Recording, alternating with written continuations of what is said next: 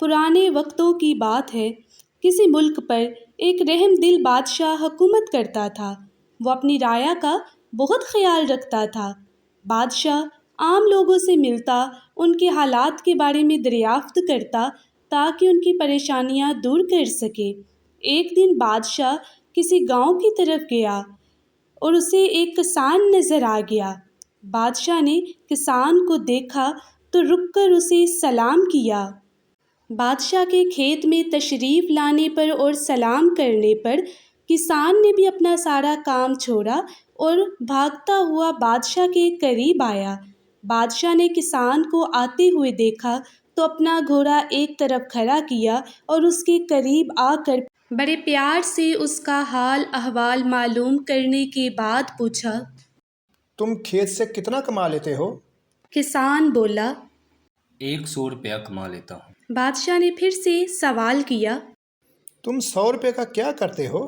کسان نے بادشاہ کے سوال کرنے پر جواب دیا، 25 روپے کھا لیتا ہوں، 25 روپے قرض اتارتا ہوں، 25 روپے قرض دیتا ہوں اور باقی 25 روپے کنویں میں پھینک دیتا ہوں۔ بادشاہ کسان کا جواب سن کر بہت حیران ہوا، کچھ سمجھ نہ آیا تو بولا، ہم تمہاری بات سمجھ نہیں پائے، کیا تم اس کا مطلب بیان کرو گے؟ بادشاہ کا حکم سنتے ہی کسان نے اپنی بات کی وضاحت کرنا شروع کی۔ 25 روپے کھانے کا مطلب میں خود پر اور اپنی بیوی پر خرچ کرتا ہوں۔ 25 روپے قرض اتارنے کا مطلب ہے کہ اپنے والدین پر خرچ کرتا ہوں جو انہوں نے مجھے پالنے پوسنے پر خرچ کیا تھا۔ 25 روپے قرض دینے کا مطلب ہے کہ بچوں پر خرچ کرتا ہوں اور باقی 25 روپے کنویں میں پھینک دیتا ہوں، یعنی اللہ کی راہ میں خرچ کرتا ہوں۔ بادشاہ کسان کی بات سن کر بہت خوش ہوا کہ وہ کس عمدہ طریقے سے اپنا مال خرچ کرتا ہے۔ بادشاہ نے اسے انعام سے نوازا اور اسے حکم جاری کیا، جب تک تم میرا منہ 100 بار نہ دیکھ لو، اس بات کا ذکر کسی سے نہ کرنا۔ کسان نے بادشاہ سے وعدہ کیا کہ جب تک وہ بادشاہ کا منہ 100 بار نہ دیکھ لے وہ یہ بات کسی کو نہیں بتائے گا۔ بادشاہ نے وعدہ لیا اور اپنے محل کی طرف چلا گیا۔ اگلے دن دربار سجا تو بادشاہ نے اپنے دربار میں کسان کی بات بتائی۔ سب نے بڑی دلچسپی سے کسان کی بات سنی بھی۔ جب بادشاہ نے اس بات کا مطلب دریافت کیا تو سوچ بچار کے باوجود کوئی اس کا مطلب سمجھا نہ پایا۔ انعام کی لالچ میں بادشاہ کا وزیر جو نہایت دانا، زیرک اور ہوشیار تھا، اس نے ایک دن کی مہلت مانگ لی۔ بادشاہ نے بھی مہلت دے دی۔ وزیر ڈھونڈتے ڈھونڈتے آخر اس کسان کے پاس پہنچ ہی گیا اور جاتے ہی اس سے اس سوال کا مطلب پوچھا تو کسان کہنے لگا، میں جب تک بادشاہ کا منہ 100 بار نہ دیکھ لوں اس بات کا مطلب کسی کو نہیں بتا سکتا۔ کسان نے وزیر کو بادشاہ سے کیے ہوئے وعدے کے متعلق آگاہ کیا تو وزیر یہ سن کر بہت پریشان ہو گیا کہ اب اس کا کیا بنے گا۔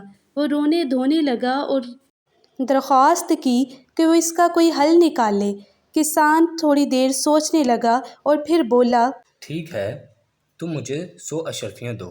یہ سنتے ہی اس نے فوراً سے اشرفیاں نکالیں اور وہ اشرفیاں کسان کے حوالے کر دیں۔ کسان نے اشرفیاں لیں اور سارا قصہ وزیر سے صاف صاف بیان کر دیا۔ اگلے روز دربار سجا تو اہل دربار اس انوکھی بات کا مطلب جاننے کے لیے بے تاب تھے۔ وہ انتظار کر رہے تھے کہ بادشاہ وزیر کو حکم دے اور وہ اس پہیلی کا مطلب سب کو سمجھائے۔ جیسے ہی بادشاہ نے وزیر کو حکم دیا، وزیر نے حرف بہ حرف تمام قصہ جیسا کہ کسان نے بیان کیا تھا بادشاہ کے حضور پیش کیا۔ بادشاہ نے قصہ سنتے ہی غصے میں آ کر کسان کو پیش کرنے کا حکم دے دیا۔ بادشاہ کے حکم کے مطابق فوراً کسان کو پیش کیا گیا تو بادشاہ نے اسے بولا، کیا تم نے ہمارا منہ 100 بار دیکھ لیا تھا جو وزیر کو ساری بات بتا دی؟ کسان نے جواب دیا، بادشاہ سلامت، میں نے کوئی وعدہ خلافی نہیں کی، بلکہ میں نے وزیر سے جو 100 اشرفیاں لی ان میں ہر ایک پر آپ کی تصویر بنی ہے۔ میں نے ہر اشرفی پر آپ کی تصویر کو دیکھا اور اس کے بعد ساری بات وزیر کو بتائی۔ پہلی بار کی طرح آج پھر کسان نے بادشاہ کو بہت متاثر کیا تھا۔ بادشاہ اس کی بات سن کر بہت خوش ہوئے۔ بادشاہ کے ساتھ ساتھ دربار میں موجود لوگ کسان کی عقل مندی پر واہ واہ کر اٹھے تھے۔ بادشاہ کسان سے اس قدر خوش ہوا کہ اسے وزیر مقرر کرنے کا اعلان کر دیا۔ سب نے کسان کو وزیر بننے پر مبارکباد پیش کی۔ پیارے ساتھیوں، ہمیں اس کہانی سے سبق ملتا ہے کہ ہمیں اپنے والدین کی خدمت کرنی چاہیے، اللہ تعالیٰ کی راہ میں مال خرچ کرنا چاہیے اور اپنے اہل و عیال کے حقوق کا بھی خیال رکھنا چاہیے۔ اور بے شک عقل مندی کی بنا پر انسان نہ صرف اپنا مقام و مرتبہ بلند کرتا ہے بلکہ اسے مادی فوائد بھی حاصل ہوتے ہیں۔ پیارے ساتھیوں، کہانی اچھی لگی ہو تو اس کو لائک کر دیں، چینل کو سبسکرائب کر دیں، مجھے اپنی دعاؤں میں یاد رکھیں۔ بہت شکریہ۔ اپنا اور اپنے پیاروں کا خیال رکھیے۔ اللہ حافظ۔